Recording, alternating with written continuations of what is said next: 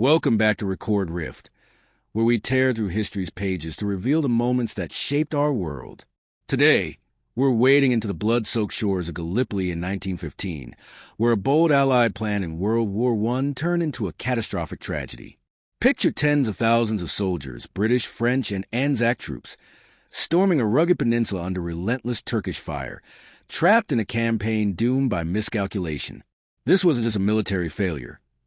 It was a crucible of sacrifice that forged national identities and exposed the horrors of modern war. Why did the Allies target Gallipoli? How did it become a deadly quagmire? Join us as we explore the Gallipoli Campaign, a saga of bravery, blunders, and lasting scars. Let's charge into the fray. By 1915, World War I had settled into a brutal stalemate on the Western Front, with trenches stretching from Belgium to Switzerland. The Allies, Britain, France, and Russia, sought a way to break the deadlock against the Central Powers, including Germany and the Ottoman Empire. The Ottoman Empire, controlling the Dardanelles Strait, blocked Allied access to Russia's Black Sea ports, starving its ally of supplies. Winston Churchill, Britain's First Lord of the Admiralty, championed a daring plan: seize the Dardanelles, capture Constantinople, modern Istanbul, and knock the Ottomans out of the war. This would open a supply route to Russia and weaken Germany's ally. The Gallipoli Peninsula, guarding the Dardanelles, became the target. The plan, backed by Allied leaders, relied on naval power to force the strait, followed by a land invasion to secure the peninsula. However, the Ottomans, led by Mustafa Kemal, later Atatürk, were prepared with fortified defenses and German advisors. The Allies underestimated Ottoman resilience in the peninsula's rugged terrain, cliffs, ravines, and narrow beaches that favored defenders. By early 1915, the stage was set for a campaign plagued by overconfidence and poor planning, with 500,000 Allied troops, including Australians and New Zealanders, Anzacs, committed to a risky gamble. The Gallipoli Campaign began on February 19, 1915, with Allied naval bombardments of Ottoman forts along the Dardanelles. Initial success faded as mines and shore batteries sank 3 ships and damaged others on March 18th, forcing a shift to a land invasion. On April 25th, Allied forces landed at multiple beaches, with Anzacs at Anzac Cove and British and French troops at Cape Helles. The landings were chaotic. Troops faced steep cliffs, barbed wire, and fierce Ottoman machine gun fire. Mustafa Kemal, commanding the Ottoman 19th Division, rallied his troops with the order, "I don't order you to fight, I order you to die," holding key heights like Chunuk Bair. The campaign became a grueling stalemate. Allied troops, pinned in narrow beachheads, endured scorching heat, dysentery, and constant shelling. Trenches, mirroring the Western Front, offered little progress. Key battles, like the August offensive at Lone Pine in the Neck, saw heroic Anzac charges but heavy losses, 7,000 Allied deaths in a week. The Ottomans, bolstered by German supplies and Kemal's leadership, repelled assaults.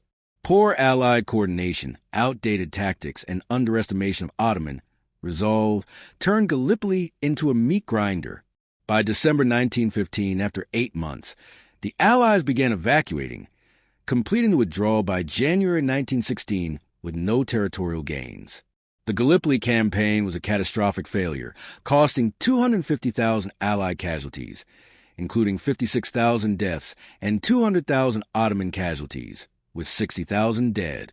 The Allies gained nothing, failing to open the Dardanelles or weaken the Ottoman Empire, which fought on until 1918.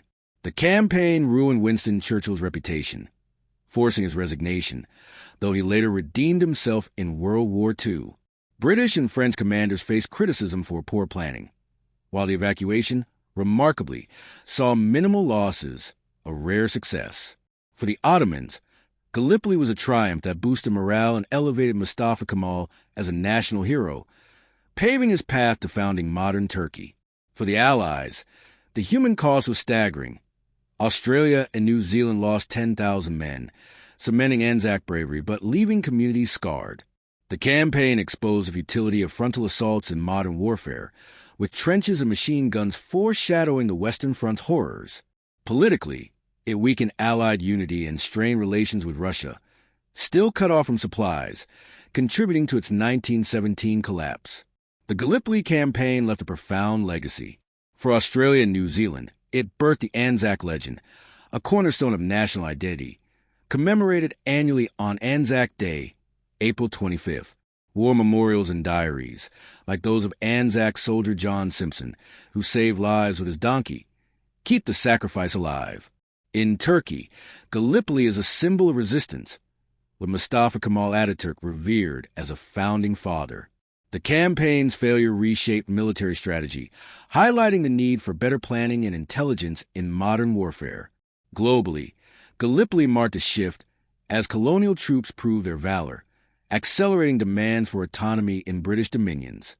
Culturally, it inspired films like Gallipoli 1981 and literature capturing its tragedy. Archaeologically, the peninsula's trenches and relics remain, a haunting reminder of 1915's toll. The campaign's lesson, that ambition without preparation breeds disaster, resonates in military history, a testament to courage and a warning of hubris.